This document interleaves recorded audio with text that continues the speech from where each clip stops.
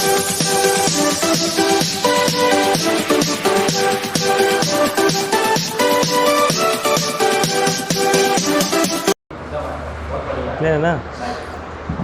welcome back. I am Sensor sir from Solmate English Classes, Kaimur भगवा बिहार। एक बार फिर से आपके सामने हाजिर हुए हैं वैस की 7th वीडियो लेकर के, क्योंकि 6 वीडियोस ऑलरेडी मैंने अपलोड कर दिया है अपने सॉलमेट इंग्लिश क्लास के इस यूट्यूब चैनल पर। ठीक है स्टूडेंट्स, तो आओ इस सिलसिले में, इस हम सफ़र जो आप बने हुए हो मेरे साथ, इसकी एक आज की जो नेक्स्ट पड़ाव है हमारी वैस की 7th वीडियो आज मैं बनाने जा रहा हूं, और टेंस वर्सेस वैस की क्लासेस हमारी चल रही है। ठीक है ना बच्चे, आज शुरू करते हैं कहानी, है ना, सेंसर सर की ज़ुबानी। और जो भी इसमें डाउट और जो भी परेशानियां आपकी होगी कमेंट बॉक्स में बताइएगा। पसंद आएगी वीडियो तो लाइक करेंगे, सब्सक्राइब करेंगे और शेयर भी करेंगे अपने प्यारे फ्रेंड्स को। आओ बच्चे शुरू करते हैं कहानी। ये मैंने लिखा वायस, और इस वायस की जो हमने बात की बच्चे, ये हुआ टेंस वर्सेस वायस। ठीक है,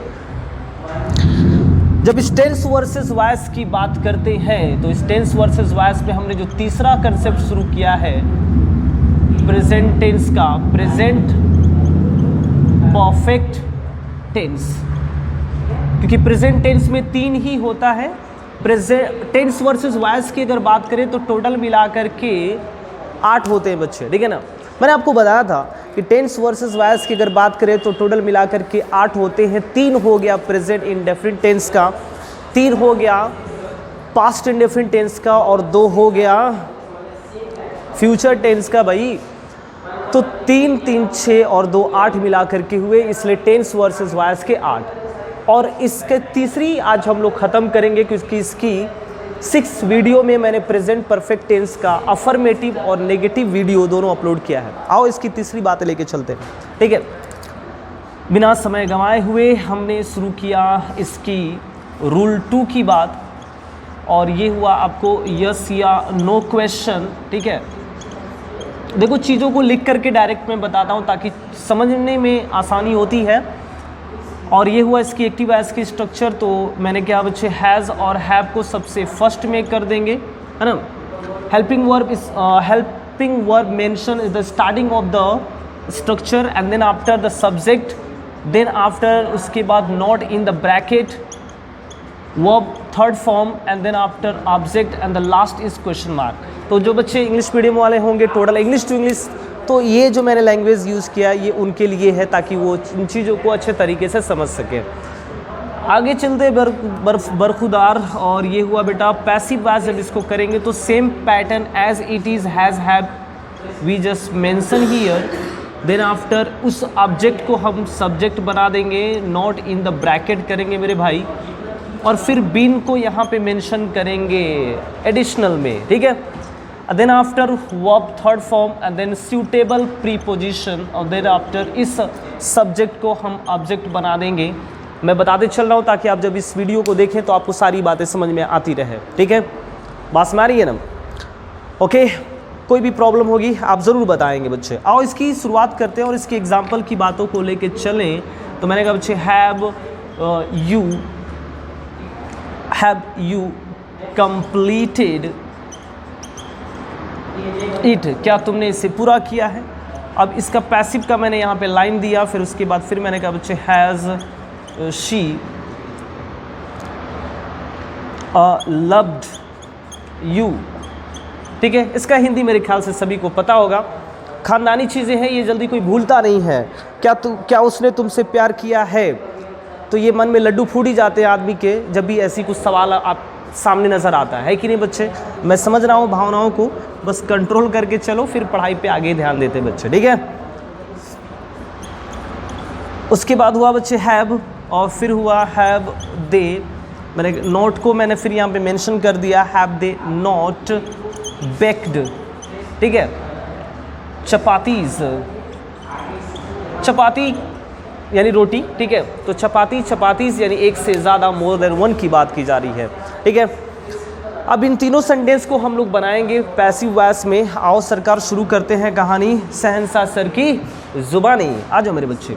have you completed it, have you completed what, कहोगे सर इट, तो व्हाट का आंसर देने वाला या तो नाउन या तो बोल लो भाई नाउन। व्हाट का आंसर देने वाला या तो नाउन होता है या तो प्रोनाउन होता है मेरे बच्चे।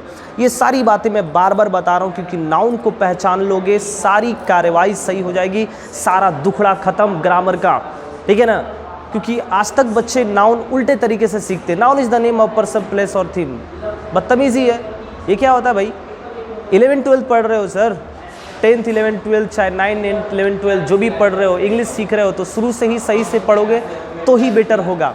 किसी भी आप क्लास से फ़र्क नहीं पड़ता क्योंकि इंग्लिश इज़ फॉर एवरीवन, सभी के लिए होती है, ठीक है। आ जाओ। तो इट सॉरी हैज़, ठीक है। उसके बाद इट जैसा पैसिव एक्टिव का रहता है वैसा पैसिव का बनाते हैं। ये नरेशन नहीं है कि इंट्रोगेटिव को अफर्मेटिव में चेंज कर देंगे। उम्मीद है इस बात को समझ रहे होंगे। हैज़ ईट, उसके बाद बिन हुआ, फिर उसके बाद कंप्लीटेड हुआ, ठीक है, और फिर उसके बाद बाई यू कर देंगे क्योंकि यू नेम ऑफ पर्सन है इसलिए करेंगे। अगर वहाँ पे नेम ऑफ टूल्स रहता तो विथ का यूज़ करते हैं, नेम ऑफ मीडियम रहता तो इन का यूज़ करते हैं। तो सिर्फ बाई प्लस ऑब्जेक्ट कहना ये बेवकूफ़ी होती है, ऐसा कहना गलत बात है। जो टीचर ऐसा बोलते बेटा वो शिकारी है, बच के रहना चाहिए। हैज़ शी लव्ड यू, क्या उसने तुमसे प्यार किया है? आप कहोगे एकदम सर की थी छोड़ के चली गई। अब आओ सर पढ़ाई पे ध्यान देते बेटा, आशिक की नहीं। देखो जब हम इस यू की बात करें तो यू के साथ हम लोग हमेशा हैव का यूज़ करते हैं, हैव यू, फिर बिन, फिर उसके बाद लव्ड, है ना, प्रेम, है ना बच्चे। और मेरे ख्याल से ये हुआ बाई, और फिर शी का हम लोग क्या करेंगे बच्चे? हर। लव का सेंस तो पता ही होगा ना, LOV लव। मेरे यहाँ बच्चे को जाते हैं सर मुझे इंग्लिश नहीं आती, मैं बोलता बेटा नहीं आती, मैं कहता अच्छा चल बता तो सही। मैंने उससे पूछता हूँ बता आई लव यू, इसका हिंदी क्या होगा? कहे सर मैं आपसे प्यार करता हूँ। मैंने अभी एक पहली मुलाकात में मोहब्बत हो गई, ख़तरनाक बंदा है भाई तू, है ना। तो इसका मतलब ये हुआ कि इंग्लिश हम जानते हैं, हम डेली कम से कम 150 से 200 शब्द बोलते हैं डेली इंग्लिश के शब्द। फिर भी बच्चे कहते हैं कि इंग्लिश नहीं आती। इंग्लिश बहुत आसान है, बस सीखने का तरीका सही होना चाहिए, ठीक है मेरे बच्चे। दिल छू लिया मेरे बच्चे ने। आओ बेटा इसको बिठाते हैं, आगे चलते नहीं तो कुछ बच्चे देख करके कुछ और सोचने लगेंगे। आय हाय चुरा लिया है तुमने जो दिल को।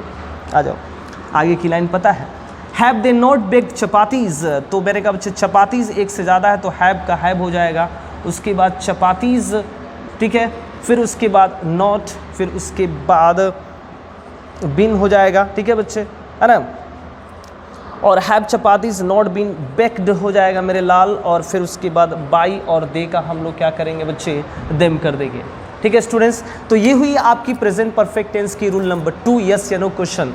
कुछ बच्चों को लग रहा होगा सर ये तो रूल नंबर 3 होगा। नहीं, मेरी पहली वीडियो, जब इसके पहली वाली जो वीडियो आप देखेंगे तो उस रूल नंबर 1 में ही मैं अफर्मेटिव और नेगेटिव को कंबाइन कर देता हूँ। सिर्फ नॉट ही तो लगाना है हैज़ हैव के बाद, तो ज़्यादा उत्पात मचाने की ज़रूरत क्या है? टाइम को शॉर्ट करो, स्मार्ट वर्क का ज़माना है, हार्ड वर्क का नहीं, ठीक है मेरे बच्चे। उम्मीद है यहाँ तक की बातें समझ में आ गई होगी। आगे चलते हैं सरकार, स्क्रीनशॉट ले सकते हैं वीडियो पॉज करके, अरे तो और देख भी सकते हैं। चलिए रूल नंबर 3 पे चलते हैं, लास्ट इसका।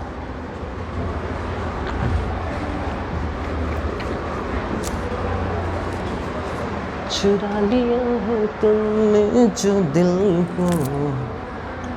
तो रूल नंबर 3 की बात करें बच्चे तो WH वर्ड्स हो जाएगा सरकार, ठीक है बेटा। WH वर्ड्स क्वेश्चन सेंटेंस जिसको हम लोग बोलते हैं, क्वेश्चन सेंटेंस। चीज़ों को बस एंटरटेन बनाने के लिए मैं थोड़ा सा कुछ हंसी मजाक की बातें कर लेता हूँ, कुछ गुनगुना देता हूँ। आप इसको दिल पे ना लें, बस एंटरटेन के लिए है। इसकी एक्टिव वॉइस की स्ट्रक्चर सरकार बहुत आसान है।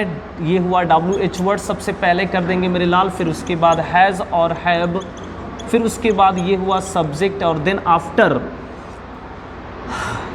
नॉट इन द ब्रैकेट करेंगे मेरे भाई। फिर उसके बाद ये हुआ बच्चे वर्ब का थर्ड फॉर्म, और फिर उसके बाद हुआ बच्चे object and the last is question mark.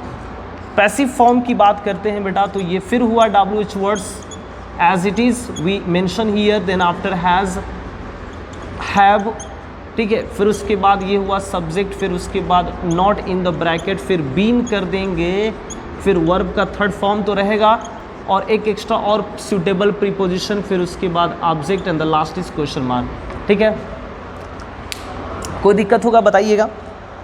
आगे की बातों को लेके चलें बच्चे, तो इस पर एग्जाम्पल की कार्रवाई को लेके चलते हैं। तो मैंने कहा बच्चे व्हाट हैव यू डन, तुमने क्या किया है। सर बहुत कुछ किए हैं, आप सुनोगे तो बेहोश हो जाओगे। रहने दे भाई, अपने पास रहने दे बेटा, ठीक है। तेरी कहानी तेरे काम आएगी, है ना। उसमें ज़्यादा अगर दर्द हो तो दूसरों को भी काम आएगी। ठीक है मेरे बच्चे, आ जाओ। हाउ हैज़ शी, ठीक है, कुक्ड फूड, कैसे बनाई है। ठीक है, पैसिव का यहाँ पे सेंस हुआ। और एक लास्ट देखते हैं मेरे बच्चे, ये हो जाएगा बेटा when has Rohan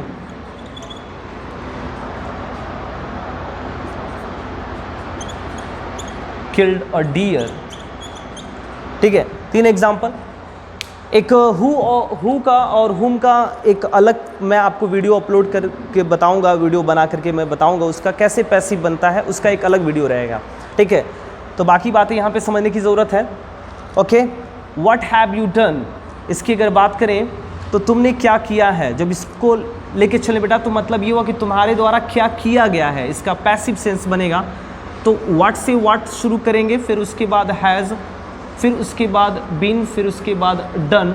what has been done by you, तुम्हारे द्वारा क्या किया गया है, क्योंकि व्हाट अपने आप में खुद एक ऑब्जेक्ट को लेके चलता है और वो ऑब्जेक्ट नाउन या तो प्रोनाउन। ठीक है, चूज करना है सेंस के अकॉर्डिंग टू।